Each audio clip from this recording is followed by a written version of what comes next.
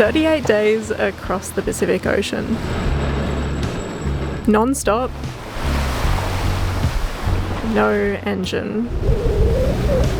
From 38 degrees south to 34 degrees north. Australia to Japan. 5,500 nautical miles.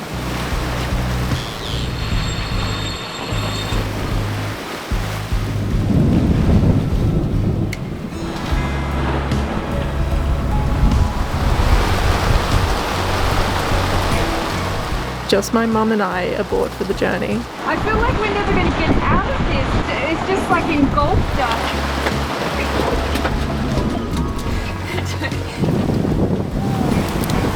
From trade winds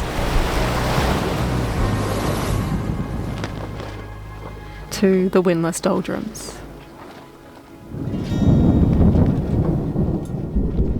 With storms in between.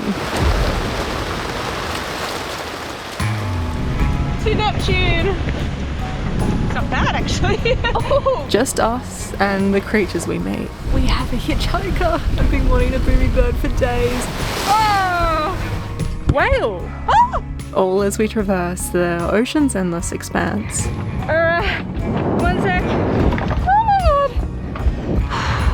But when crossing the globe, we don't expect it to always be smooth sailing. Oh my god.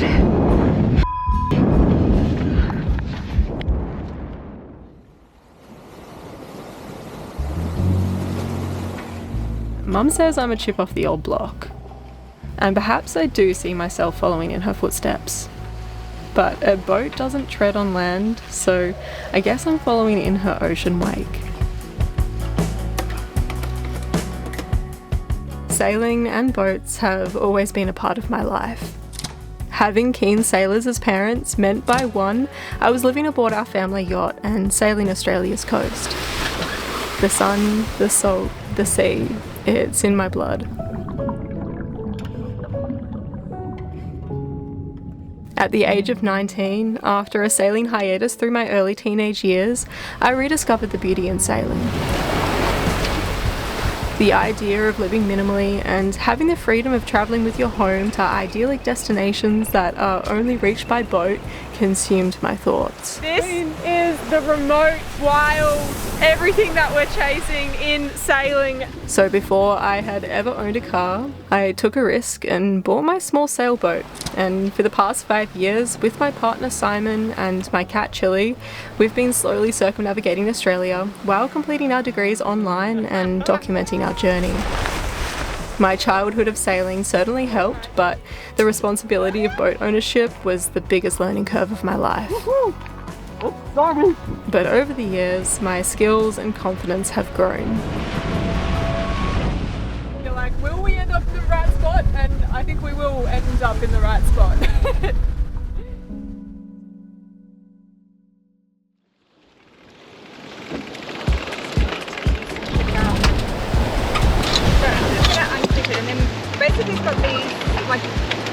In 2023, Mum asked if I'd be her co-skipper in the 2025 Melbourne to Osaka double-handed yacht race.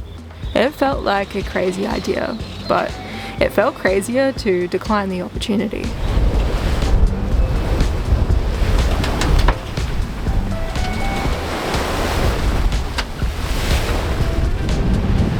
Which brings Mum and I together as a racing team. Determined to be the first all-female crew to ever complete the world's longest longitudinal ocean race.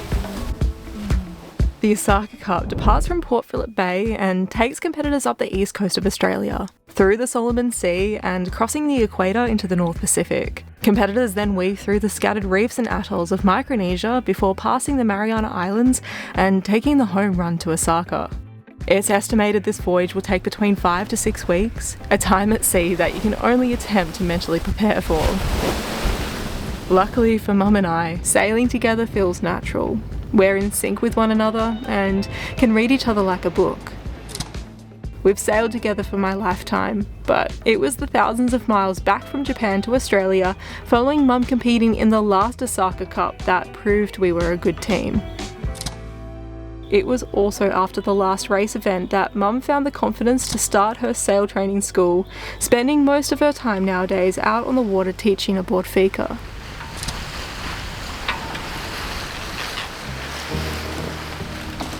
Fika is the yacht that we have tasked with taking care of us on this across-globe voyage. While she is definitely not a light racing vessel, weighing in at 19 tonnes, she is built for offshore sailing. And with a waterline length of 15 metres, she's capable of some impressive speeds. While Mum knows her like the back of her hand, I needed to get to know her.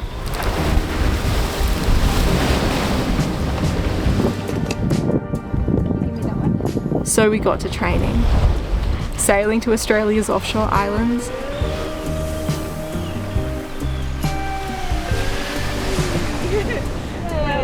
First offshore passage.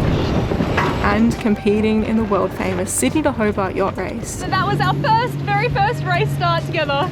And I feel like if we can do that, then I think we can do the Melbourne Isaka race start. Earning a place in its history books, being the first mother and daughter team to ever complete the race, and even taking the win in our division. How do you feel about winning, Mum? I feel really excited.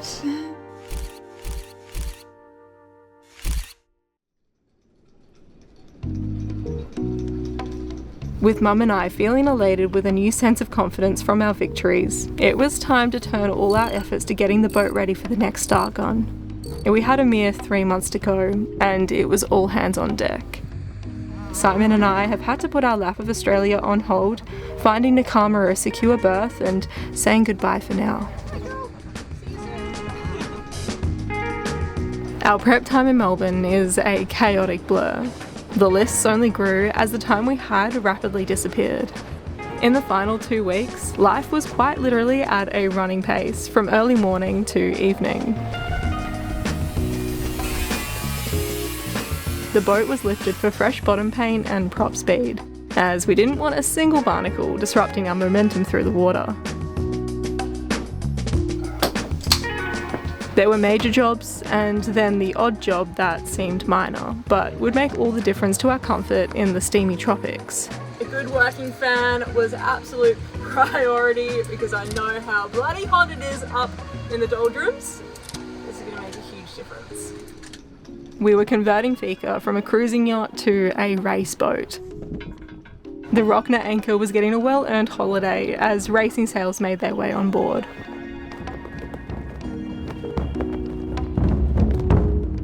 The marina was buzzing with our fellow Isaka competitors and the helpers they had managed to rope in for the frantic last push.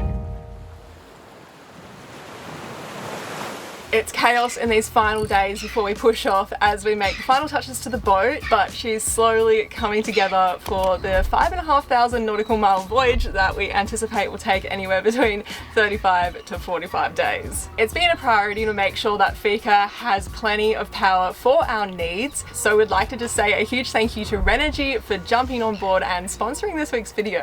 Renergy has been in operation for 14 years, is trusted by 500,000 users, and has become a top brand for battery and solar products on Amazon. Renergy has warehouses in America, Europe, Australia, Japan, and more. Renergy's specialization in off-grid power solutions aims to make renewable energy accessible, affordable, and practical for all. Renergy has the ability to accommodate your off-grid power needs, whether you reside in an RV, a boat, or a more traditional type of home. Renergy solutions go far beyond just batteries, offering all the necessary components for full off-grid systems, such as solar panels, controllers, inverters, batteries, and more. But the newest addition to their innovative selection is the insanely impressive mini-core lithium batteries, which I have the 12-volt 300 amp hour version of here in front of me. Not only are these batteries ultralight, but in our experience, they might be the lightest 300 amp hour battery out there. They are super compact and designed to marine ABYC standards and have an IP65 rating. Their lightweight makes for an easy install, and their compact size allows you to power big spaces from tight places. This one battery is enough to power a whole RV or a boat. It's crazy to think that this one battery contains more power than our entire battery bank we had during the first 2 years of sailing the Karma. Yeah. All while being 40 kilograms lighter and taking up half the space. So you can check out Renergy with our links in the description below, and in addition, be sure to use our discount codes for added benefits. Now only a handful of days away from the start line. Oh boy, what a start!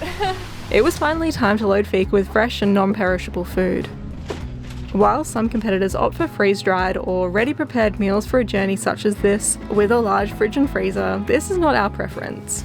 We'll be cooking meals as we go. This is how you cool down noodles. Probably getting more and more creative as our time at sea progresses and our rations dwindle. Tonight I'm basing dinner around the broccoli. There was only one thing left to do. Well, we're leaving Sandringham. Goodbye. We're all sailing to Japan together. We're going to stow Simon under my bunk. In the gremlin cupboard. I'll be like Harry Potter under the stairs in the engine room. We put Melbourne City behind us and made our way towards the start line.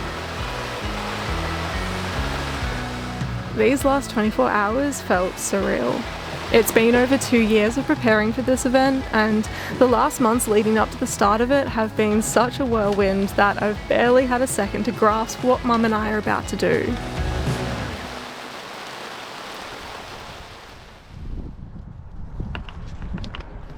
And I don't think it will truly sink in until we're well on our way, which is now just hours away. I'm gonna take your rubbish at 8:30. Oh yeah. Well, it's race day. We are here in Blairgowrie and it's our last stop in Australia before we set off for Japan.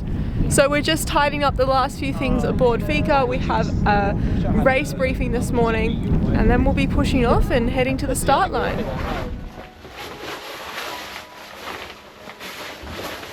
Whew, bloody freezing today out here. These are so bad. Any thoughts on how to make these? Sandpaper. Sandpaper. I have got some sandpaper. Just rough them up. Is today the day, Mum? Today's the day. Yeah. Yep, 2 hours to go till the start. And my tummy's in a knot. I don't think I can eat anything at the moment. So, alright, I've got to find some sandpaper.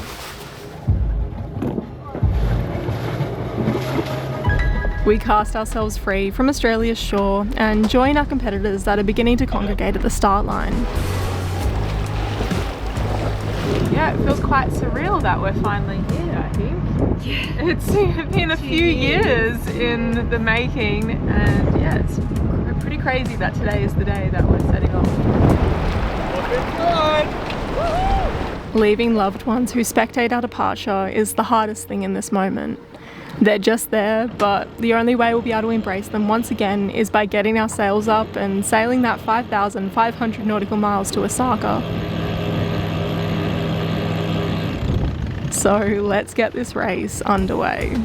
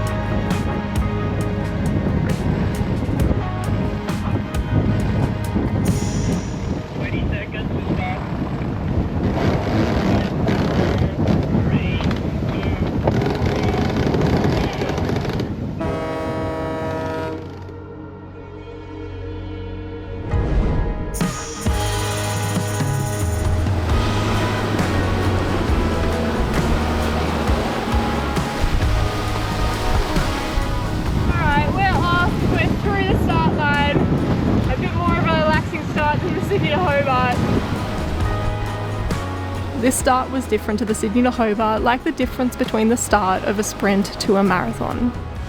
This is the start to a marathon.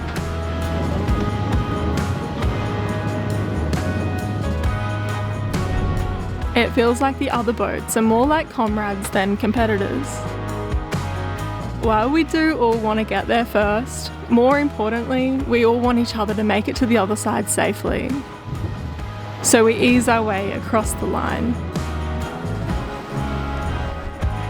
And we point our bows for the heads of Port Phillip Bay. A notoriously dangerous and treacherous narrow passage that is our escape into the equally notorious Bass Strait.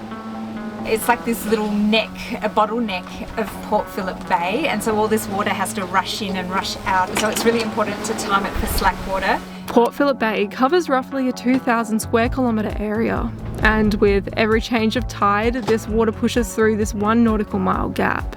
Tie that in with the region's intense weather systems and it can make for some spicy crossings. Boy, this is not fun, hey? When we went through on Monday, it was following a gale, so there was still quite some swell left over.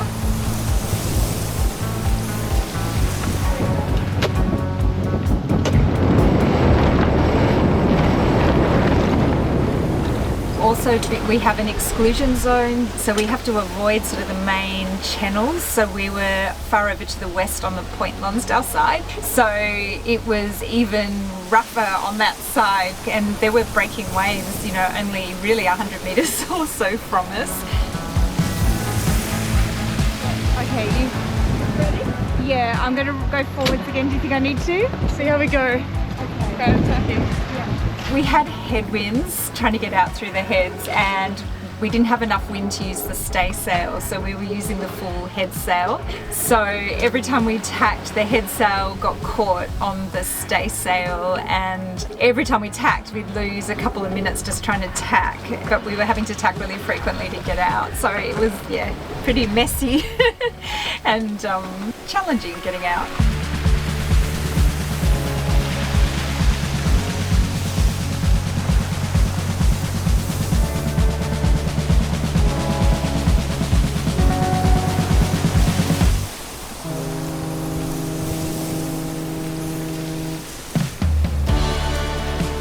Our slither of a safe passage was between the breaking waves and the humongous hulks of metal that are ships. We craved getting out of the turbulent water and where we could gain some space from these boat-damaging obstacles. At last, we made our final tack back towards the east.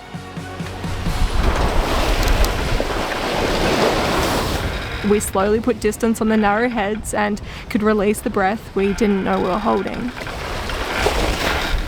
Oh boy, what a start.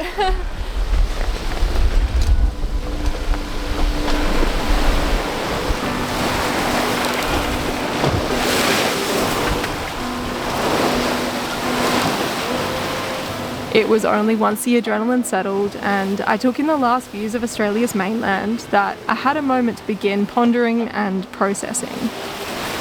I suppose this is really the beginning of our journey. Well, it is. It's the beginning of our journey. I can't believe the next stop is Isaka. Really surreal. That hasn't set in yet. It hasn't sunk in at all. So yeah, I'm sure it will take a little bit for that to sink in as well. So just taking it easy for the moment. Yeah, just trying to settle into it. It felt like we were just a day away from our next destination. A sail that is well within our comfort zone. I knew that it'd be hard thinking about the distance we have in front of us as a whole. So I tried taking each moment as it comes.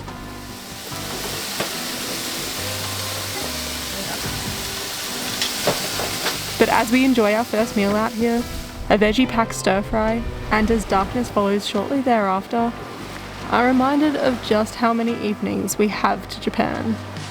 Well, we've just started our first night out here, the first of many, many, many nights to come. Pretty wild to think that this is our first night of many, many, many nights. Yeah, still feels surreal, really does. At the moment we're tracking pretty well, but the wind is going to be easing overnight. Anyway guys, we'll catch you tomorrow when it's nice and light. And when there's no wind, no doubt.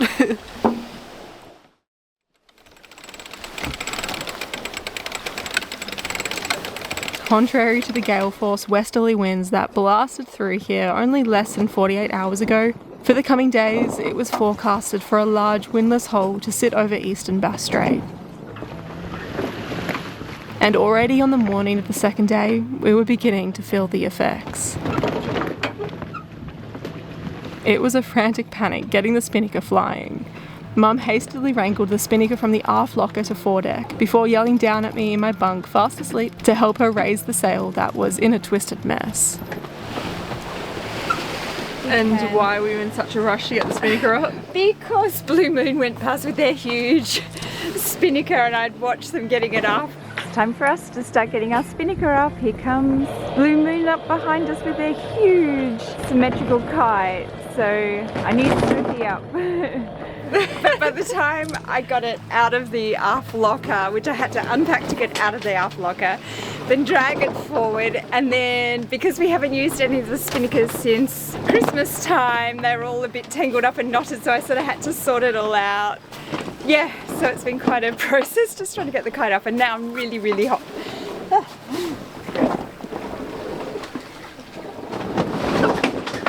This breeze is light, but it's only going to get lighter. Mum and I don't know what the right decision is with where to position ourselves. Nowhere looks good for us to avoid this no wind patch. It is a very tricky day today, tactic and strategy wise. It's very hard to know what to do. Do we head to the north, taking the shorter distance but sail into what looks like the lightest of breeze, or take the risk and head south? Adding on miles but potentially finding a more favourable breeze and hope that it pays off. It's almost like a game of chess, this Melbourne to Osaka, or 100 times worse I think, but you're just trying to make the right decisions all the time and the right tactical decisions. If there's a weakness in Mum and my genetics, it's that we find it hard to make a decision. So in our indecisiveness to decide which way we should go around this hole, we dragged the Code Zero onto deck, deeming it a better sail to fly for the current conditions.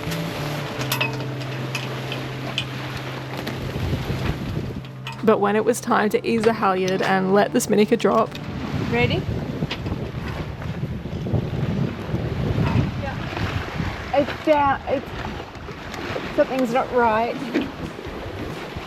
it failed to fall onto deck. Sorry? That doesn't look like right either, but you can try and ease it off. Golly gosh, it's day 2 and we've already got a problem on our hands.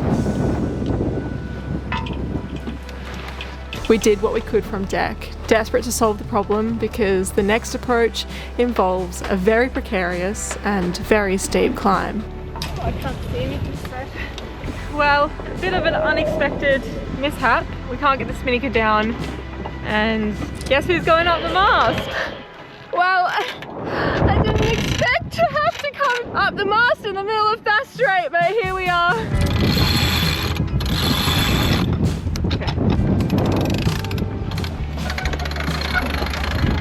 We turned the boat into the wind to bring her to a halt. Yeah. I'd never been up the mast on open water, and although the conditions are light, there is some remaining swell left over from the system that's just passed through. I expected it to be wobbly, and progressively wobblier as I inched up Fika's 21-metre mast. Woo! Yeah, she's just getting wobblier. Alright. I held onto the mast for dear life, worried if I let go, I'd go flying free before coming crashing into the mast or rigging, potentially really hurting myself. Alright, one sec. Sorry, I'm just trying to get this mast step out. Woo! Come on. Luckily, I had the help of the mast steps to support my climb and relieve Mum from some effort of winching me up.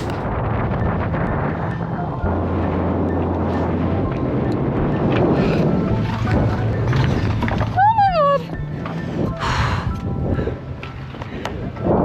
Yeah, just super wobbly. The further I climbed, the faster my heart beat. Okay, ready? Yeah.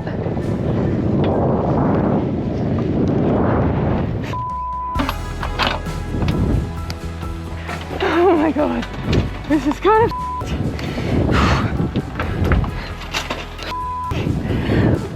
it's okay, okay. The climb was hard, but the problem at the top of the mast could have been harder. Getting there, almost there, last spreader. Oh, 1 second, my leg's caught. Ease on that topper. Oh my god. Alright, you can take up on that topper. Ready when you are. 1 sec, 1 sec. Sorry, 1 second. The topper needs to be eased again. Okay, alright, almost there. To my relief, upon reaching the masthead, I saw instantly what was wrong. Okay, stop there. Alright. I'm here. I'm here. Well, super easy fix. Okay. Alright, there we go. Mum, the spinnaker wants to come down.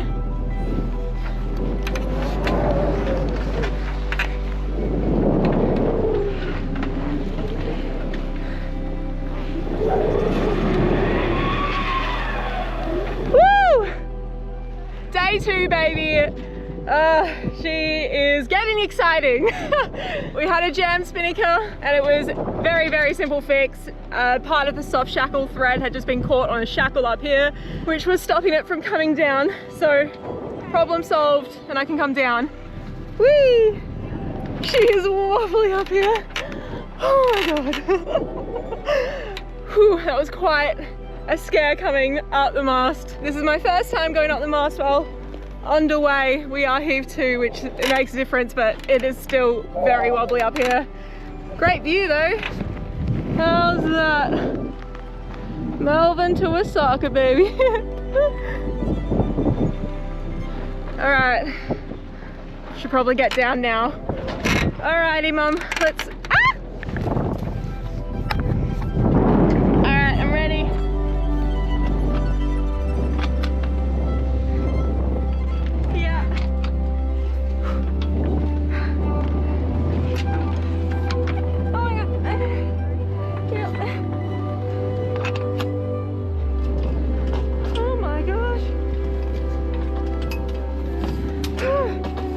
Oh my god, everything hurts.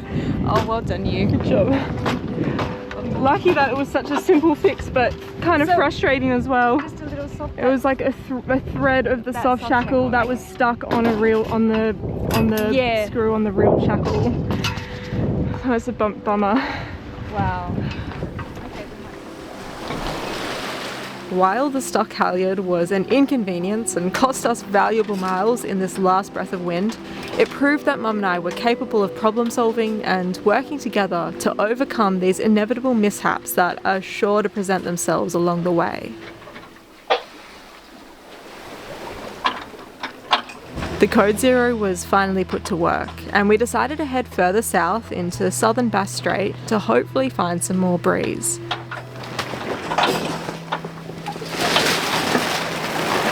Only time would tell whether this decision would pay off.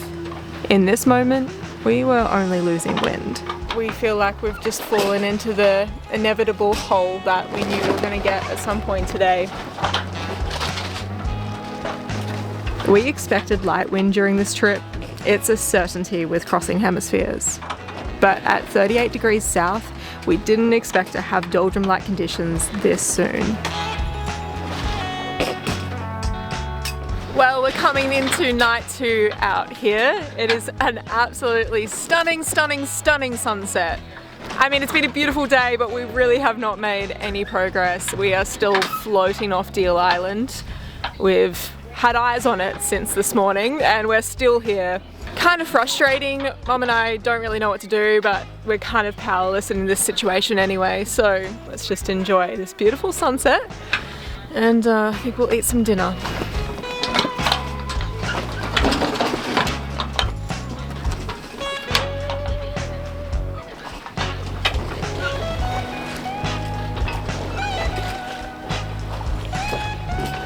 On the second night, the moon rises over the ink-black water.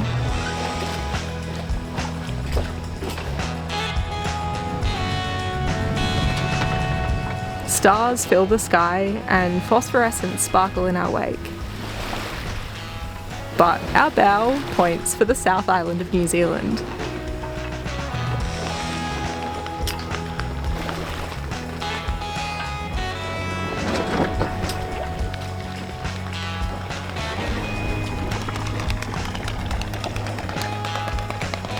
It is day 3 out here. We are drifting helplessly around Bass Strait. It hasn't been the start that Mum and I were hoping for. These first few days are the hardest as our bodies protest to our new sleep schedule. 3 hours on and 3 hours off. Mum and I are pretty damn pooped. Just also trying to settle into it out here and settle into watches. Your body really, doesn't respond well to the first couple of nights of watches. I wake feeling like I could sleep the whole day, but being only one of 2 crew, there's no opportunity to slack off. So I drag myself out of bed because I know Mum is only feeling the same. Spirits are tired and frustrated with such a slow start, but it's stunning out here. Oh, so I feel, really frustrated and berating myself all yesterday and overnight, with tactical decisions and just going, wow, we've done 35 miles in the last 24 hours. So trying to give myself pep talks and just enjoy, it is really beautiful out here, but it's hard when you know that the rest of the fleet's got away from you. So few miles have been made in the last 36 hours. 246. We've drifted south, at one point only 7 miles north of Flinders Island, an island a part of Tasmania. The promised wind on the forecast was not to be found, deeming our tactic a flop. What a way to start a race, drifting helplessly in Bass Strait. We've only just added on miles as we watch the majority of the fleet creeping closer to the New South Wales border, the right direction to Isaka. Well, most of the fleet, bar us and one other. See, not all of the fleet got away from us. No, just Sailor Moon and us. So true. It's a sweet moment to share some company in these trying conditions. We'll see you in December in Japan.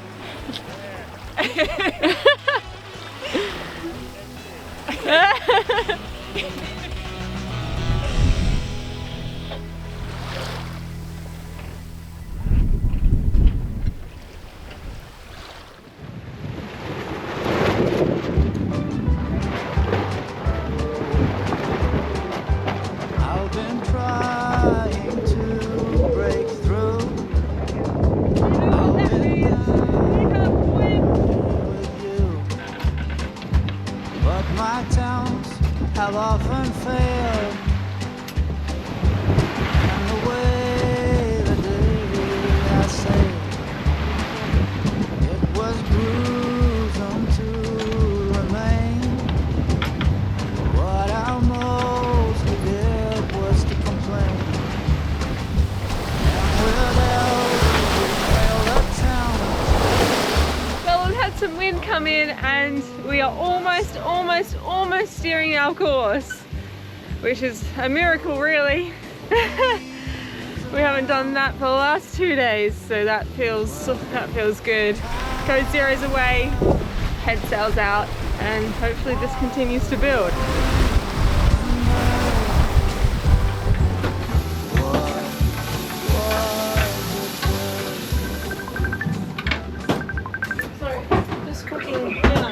You're on loudspeaker. I thought I'd try my luck. I had a phone call. Just gonna see how you're going. Yeah, Mum and I are just cooking dinner. Hi, Simon. Hey, Nat. Hi, there's no escaping me either. Yeah. That's all good. How's it going? Yeah, not too bad. We just got some wind. I think we're actually hitting our course, which is good. Yeah, I thought it looks like you actually had some good wind for a little bit even tomorrow and stuff before it comes Tuesday on the nose. It doesn't look like we'll have it for too long, and then it looks like there's a southerly that comes through on Friday morning, which would be good. Early Friday morning. Yeah. So Yeah, I was looking at that. yeah. Cool. Yeah, so we're just cooking lots of cauliflower right now. This cauliflower started to go off, and Mum's doing a cauliflower soup and I'm making a cauliflower curry. No car around.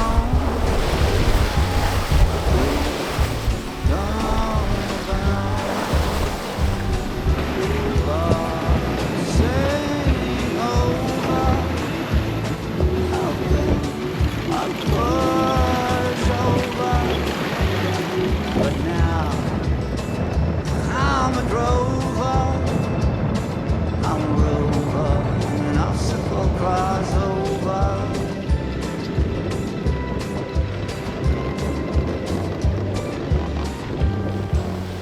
The wind not only filled our sails, but it filled our souls with hope that we would one day make it out of Bass Strait. Yes, we've got wind again. We've had to put the first reef in and we've reduced a little bit of head sail. And we're managing to hit our course, which is a really, really good feeling. And we're doing it at a rate of 6 knots. Just over 6 knots. We were heading north, back up towards the Victorian coastline. Inching back onto the race rum line after our 150-mile detour to Tasmania.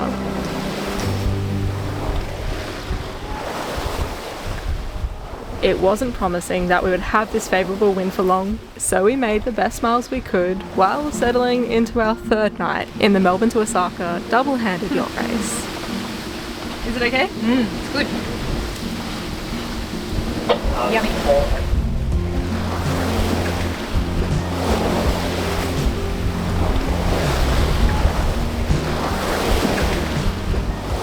We had a lot of catching up to do to rejoin the main fleet.